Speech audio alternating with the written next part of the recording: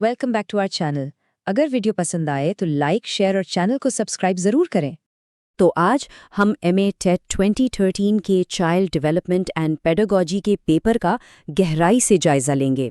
हम सवाल नंबर 61 से 71 तक को कवर करेंगे, बिल्कुल आसान ज़बान में और कुछ मज़ेदार मेमोरी ट्रिक्स के साथ। चलिए शुरू करते हैं पहले सेक्शन से, जिसका नाम है बुनियादी नज़रियात।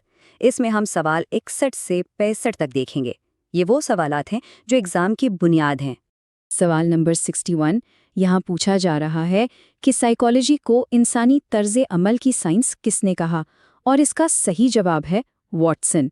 जी हाँ, J.B. वॉटसन वो पहले शख्स थे जिन्होंने कहा कि साइकोलॉजी का असल काम इंसानी बिहेवियर को देखना और समझना है, ना कि सिर्फ जहन या रूह को। ये पॉइंट बहुत इंपॉर्टेंट है। इसकी ट्रिक सिंपल है। वॉटसन यानी व्हाट्स ऑन, मतलब क्या हो रहा है, बिहेवियर, तो वॉटसन का नाम हमेशा बिहेवियर से जोड़ना है। अब एक सवाल नफ्सियात को इंसानी तर्ज अमल की साइंस किसने करार दिया?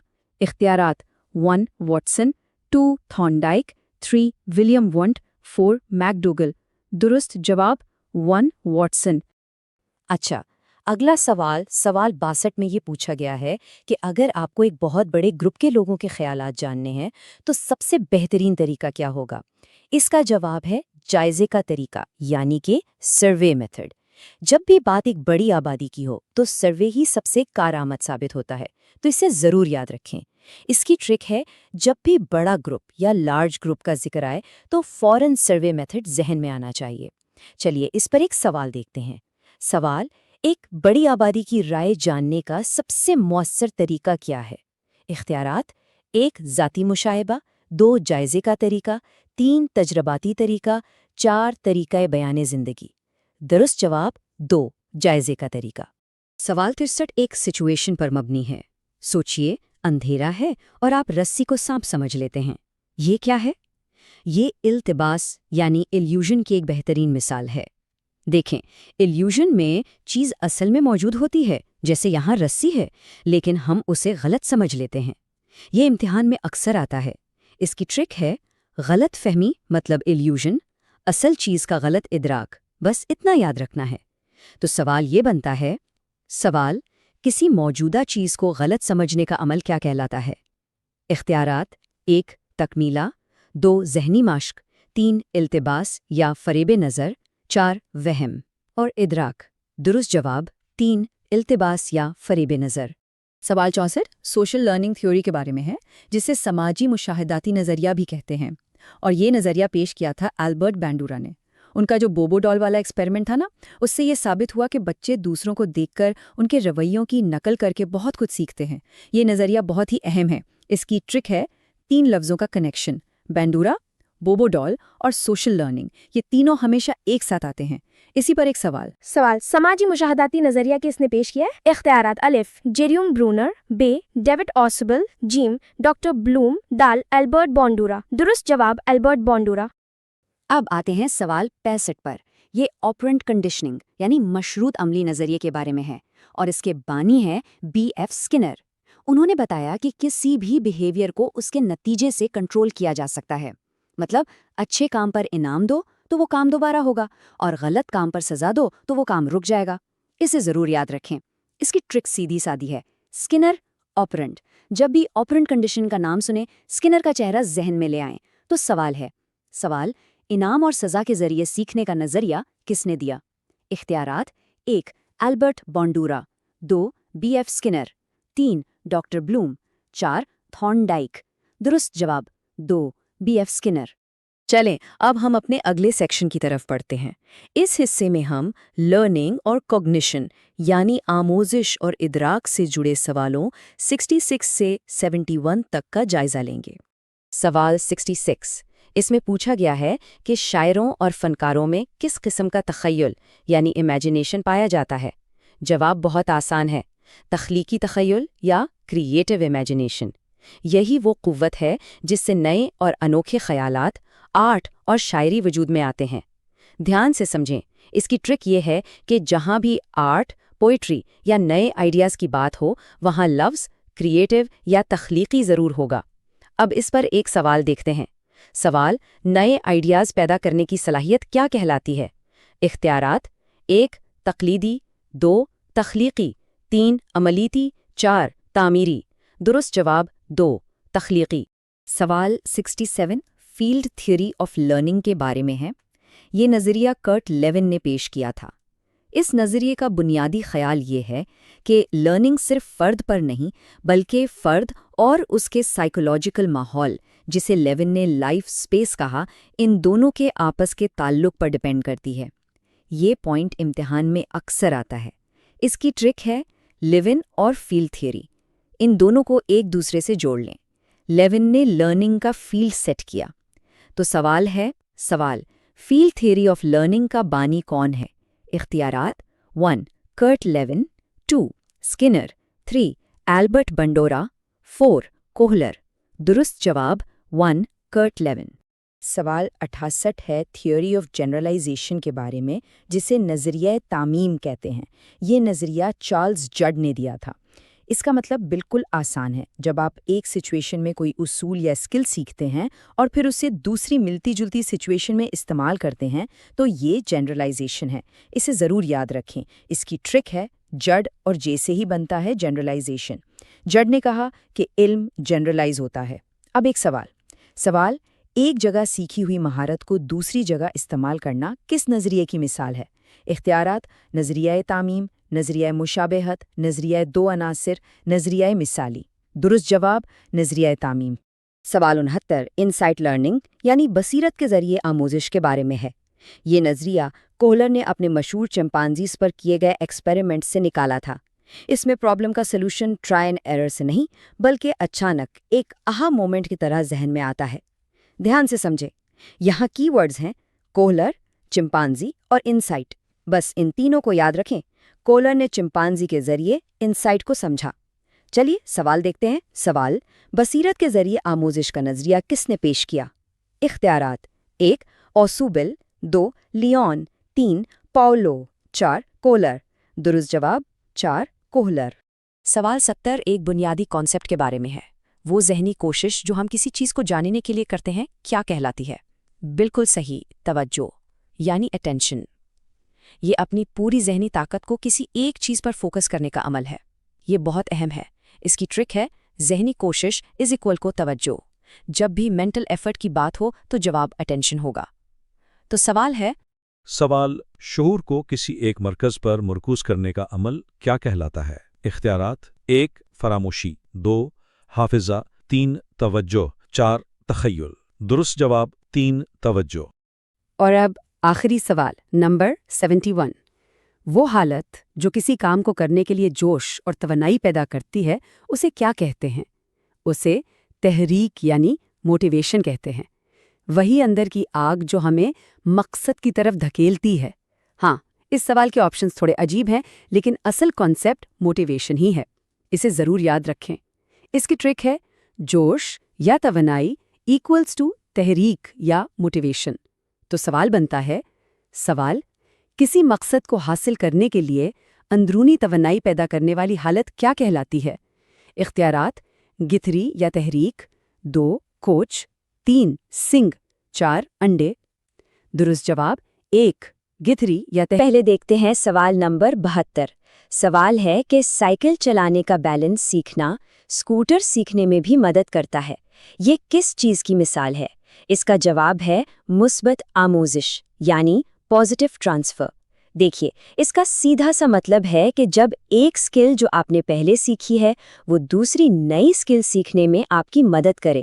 اور اسے یاد رکھنے کی ٹرک بہت آسان ہے۔ مثبت کا مطلب ہوتا ہے پلس، یعنی ایک سکل دوسری سکل میں کچھ ایڈ کر رہی ہے۔ سمپل۔ تو اہم نکتہ یہ ہے کہ جب ایک ہنر دوسرے کو سیکھنے میں مدد کرے تو وہ کہلاتا ہے مثبت آموزش۔ چلیے اسی پر ایک سوال ہو جائے۔ سوال، جب ایک سیکھی ہوئی مہارت دوسری مہارت سیکھنے میں مددگار ثابت ہو تو اسے کیا کہتے ہیں؟ اختیارات: 1 مثبت، 2 منفی، 3 صفر۔ اور درست جواب ہے 1 مثبت۔ اب آتے ہیں سوال 73 پر۔ بچوں کی نشوونما میں 6 سے 12 سال کا جو دور ہوتا ہے اسے کیا کہتے ہیں؟ تو یہ کہلاتا ہے آخری بچپن کا دور یعنی لیٹر چائلڈہڈ، یہ وہ وقت ہے جب بچے عام طور پر پرائمری اسکول جانا شروع کرتے ہیں، اور پتہ ہے یہی ہماری ٹرک ہے۔ بس اتنا یاد رکھیں کہ اسکول کی شروعات ہی بچپن کا آخری دور ہے۔ یہ پوائنٹ امتحان کے لیے بہت ضروری ہے، اسے مس مت کرنا۔ تو کی پوائنٹ کیا ہوا؟ 6 سے 12 سال کی عمر کا دور آخری بچپن ہے۔ اب ایک سوال آپ کے لیے۔ سوال: 6 سے 12 سال کی عمر کا دور کیا کہلاتا ہے؟ اختیارات: طفولیت، آخری بچپن، عنفوان شباب، اور صحیح جواب ہے 2، آخری بچپن۔ چلیے اب دیکھتے ہیں سوال نمبر 74۔ ایک قول ہے کہ حافظہ یعنی میموری ایک نیا تجربہ ہے۔ یہ بات کس نے کہی تھی؟ اس کا درست جواب ہے راس یعنی راس۔ دھیان سے سمجھیں، راس ایک ماہر نفسیات تھے جنہوں نے کہا کہ میموری دراصل نئے تجربات کو اپنے ذہن میں سیو کرنے کا ہی دوسرا نام ہے۔ اس کو یاد رکھنے کا ایک مزیدار طریقہ ہے، راس کے نام میں ایس ہے اور نیو ایکسپیرینس میں بھی ایس ہے۔ راس یعنی نیو ایکسپیرینس، بالکل۔ تو اہم بات یہ ہے کہ راس کے مطابق حافظہ نئے تجربات کو سٹور کرنا ہے، اسے ضرور یاد رکھیں۔ اب ایک سوال کس ماہر نفسیات کے مطابق حافظہ نئے تجربات کو ذہن میں محفوظ کرنے کا نام ہے؟ اختیارات: 1 سٹاؤٹ، 2 راس، 3 ایبنگ ہاس۔ درست جواب ہے 2 راس۔ سوال نمبر 75۔ ایک آرٹسٹ تصویر بنانے میں اتنا کھو جاتا ہے کہ اسے آس پاس وقت اور جگہ کا خیال ہی نہیں رہتا۔ یہ کس قسم کی توجہ ہے؟ اس کا جواب ہے معمول کے مطابق توجہ، یعنی ہیبچول اٹینشن۔ مطلب جب کوئی کام اپنی عادت یا فطری دلچسپی کی وجہ سے کیا جائے تو وہ معمول کے مطابق توجہ کہلاتی ہے۔ اس کی ٹرک بہت سمپل ہے۔ فنکار کا معمول یعنی ہیبٹ ہی تصویر بنانا ہے، اس لیے یہ معمول کے مطابق توجہ ہے۔ تو جب کام عادت یا فطری دلچسپی سے ہو تو اسے معمول کے مطابق توجہ کہتے ہیں۔ چلیے اب اس پر ایک سوال دیکھتے ہیں۔ سوال: جب کوئی کام عادت یا فطری دلچسپی کی بنا پر کیا جائے تو وہ کس قسم کی توجہ کہلاتی ہے؟ اختیارات: 1 معمول کے مطابق، 2 ارادی، 3 غیر ارادی، اور صحیح جواب ہے 1 معمول کے مطابق۔ آگے بڑھتے ہیں سوال 76 کی طرف۔ وہ بنیادی عمل جس کے ذریعے باہر کے میسیجز دماغ تک پہنچائے جاتے ہیں اسے کیا کہتے ہیں؟ اس کا صحیح جواب ہے احساس یعنی سینسیشن۔ دیکھیے اس کے پیچھے کانسیپٹ یہ ہے کہ ہمارے 5 سینسز سے دماغ تک جو سب سے پہلی بالکل را انفارمیشن پہنچتی ہے اسے احساس کہتے ہیں۔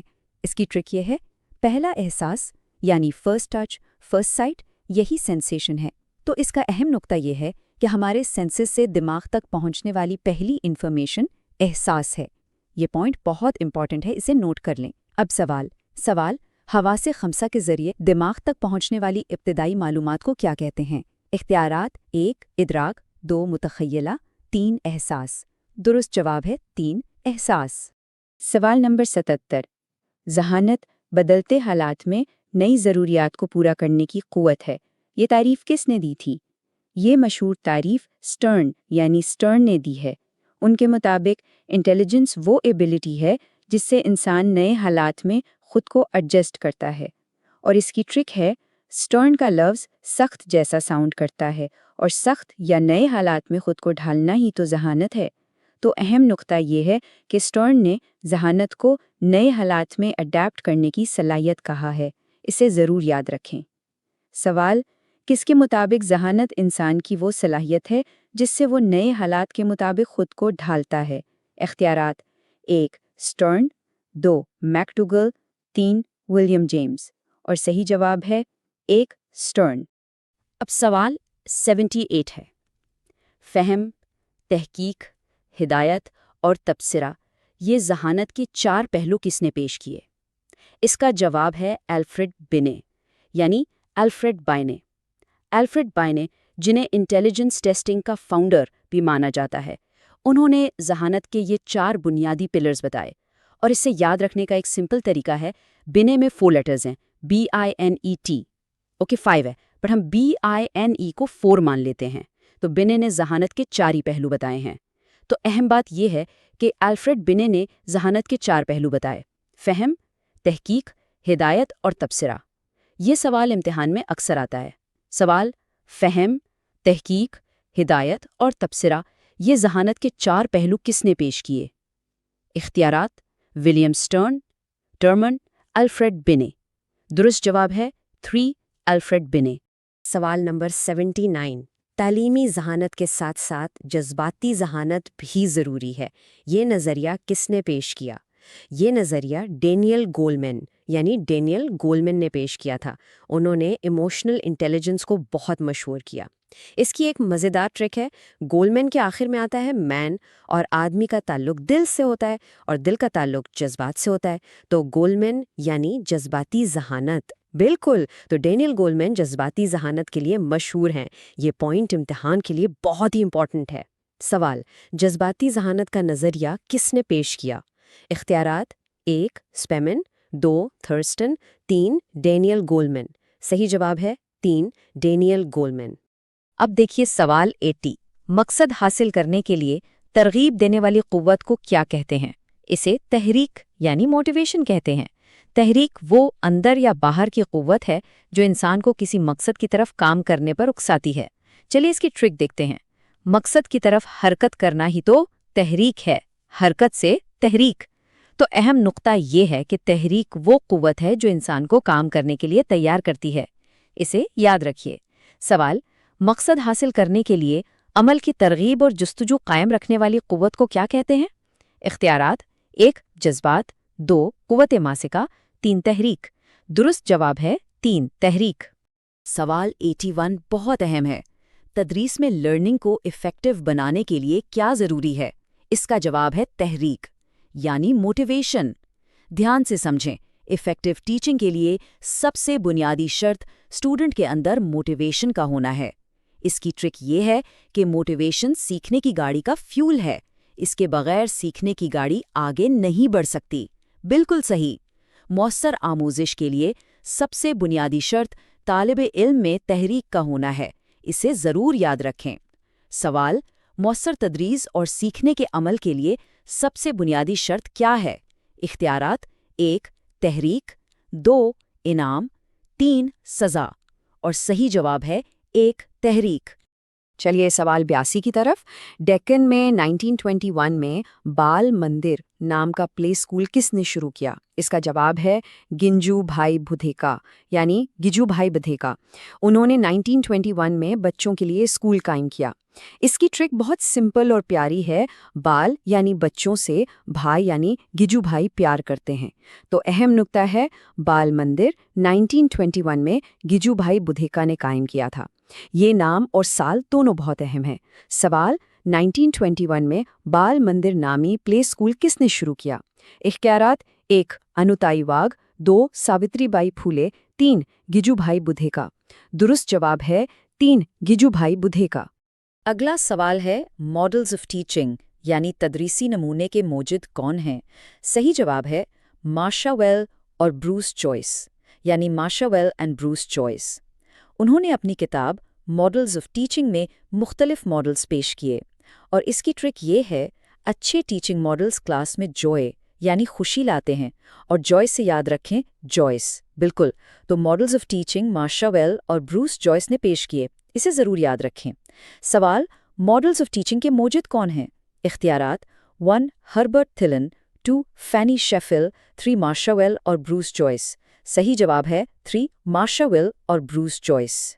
سوال 84، جب ایک استاد بچوں کی پہلی معلومات کا استعمال کر کے نئی معلومات سکھاتا ہے تو وہ کون سا اصول استعمال کرتا ہے؟ اسے کہتے ہیں معلوم سے نامعلوم تک یعنی نون ٹو ان نون۔ استاد پہلے بچوں کی موجودہ نالج سے شروع کرتا ہے اور پھر انہیں آہستہ آہستہ نئی چیزیں سکھاتا ہے۔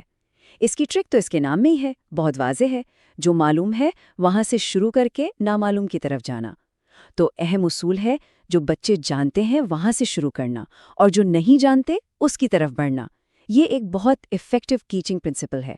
سوال، جب معلم بچوں کی موجودہ معلومات کا استعمال کر کے نئی معلومات سکھاتا ہے تو وہ کون سا تدریسی اصول استعمال کرتا ہے؟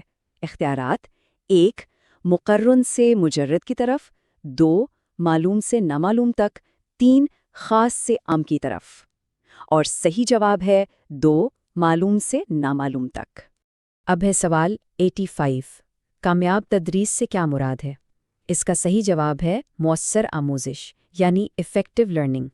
دھیان سے سمجھیں، کامیاب تدریس کا اصل مقصد صرف سلیبس ختم کرنا نہیں بلکہ بچوں کی سمجھ اور بیہیویئر میں ایک پازیٹیو تبدیلی لانا ہے۔ اس کی ٹرک یہی ہے، کامیابی یعنی سکسیس کا مطلب ہے مؤثر یعنی ایفیکٹو ہونا۔ تو اہم نقطہ یہ ہے، کامیاب تدریس کا اصل مطلب طلبہ میں مؤثر آموزش پیدا کرنا ہے۔ یہ پوائنٹ بہت امپورٹنٹ ہے۔ سوال: کامیاب تدریس سے کیا مراد ہے؟ اختیارات: 1 100% رزلٹ، 2 طلبہ کی کامیابی، 3 مؤثر آموزش۔ درست جواب ہے 3 مؤثر آموزش۔ آج کا آخری سوال، سوال نمبر 86۔ عملی حرکی زمرے کی ترقی کے صحیح مراحل کون سے ہیں؟ صحیح جواب ہے آپشن نمبر 4، یعنی تقلید، کام کی مہارت، صحیح پن، جوڑ بندی اور فطریت۔ سائیکو موٹر سکلز کی ڈیولپمنٹ انہی 5 سٹیجز سے ہوتی ہے۔ اس کی ٹرک انگریزی میں ہے IPN، imitation, manipulation, precision, articulation اور نیچرلائزیشن، اور اردو میں TKSJF۔ تو اہم نقطہ ہے کہ سائیکو موٹر ڈومین کے 5 مراحل ہیں: تقلید، کام کی مہارت، صحیح پن، جوڑ بندی اور فطریات۔ یہ ترتیب ضرور یاد رکھیں۔ سوال: عملی حرکی مہارت کی ترقی کے 5 مدارج کی درست ترتیب کیا ہے؟ اختیارات ہیں: 1 تقلید، کام کی مہارت، 2 صحیح پن، جوڑ بندی، 3 فطرت، تقلید، 4 تقلید، کام کی مہارت، صحیح پن، جوڑ بندی، فطریات۔ اور صحیح جواب آپ ضرور مہاٹیٹ کلیئر کر سکتے ہیں، بس کنسسٹنسی رکھیں اور محنت کرتے رہیں۔ اگر ویڈیو پسند آئی ہو تو اسے لائک کریں، اپنے دوستوں کے ساتھ شیئر کریں اور ہمارے چینل کو سبسکرائب کرنا نہ بھولیں۔ اگلی ویڈیو تک اللہ حافظ۔